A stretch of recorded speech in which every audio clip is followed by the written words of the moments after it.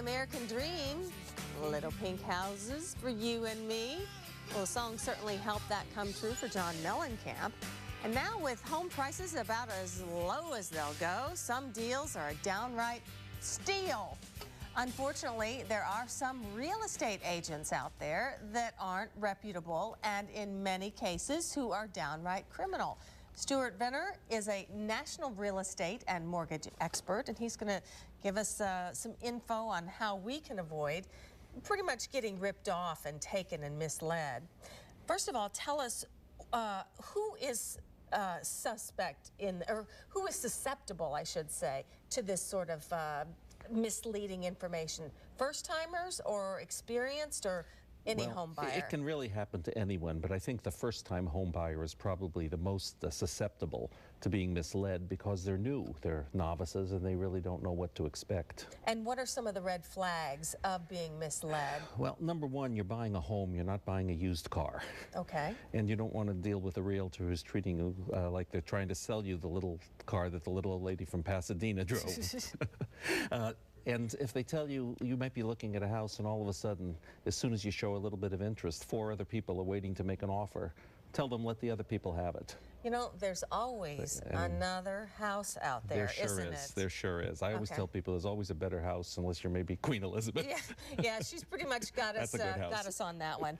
And you say that some people actually show the agent their tax returns? Yes, realtors can be very nosy, and I mean, they want to know everything about you. And my suggestion is, before you even go to buy a home, go to a lender, a direct lender, a bank, a good mortgage company, and get pre-approved.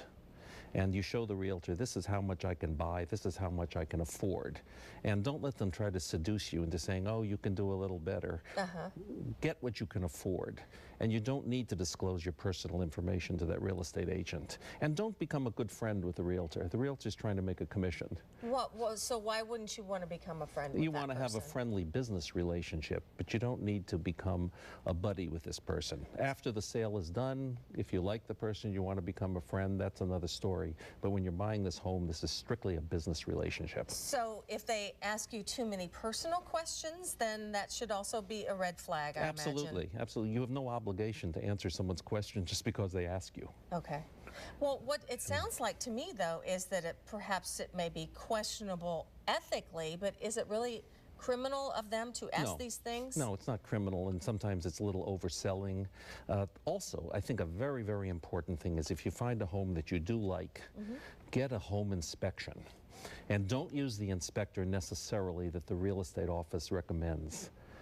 Check them out very carefully. Be sure they're licensed, be sure they have a good rating with the Better Business Bureau. Then you may want to use them, or you may want to pick someone who's totally unrelated. Why not use their suggestion? I like different people. And another thing which I think I learned from experience once a long time ago, if you're making an offer for that home, I don't write checks to real estate offices.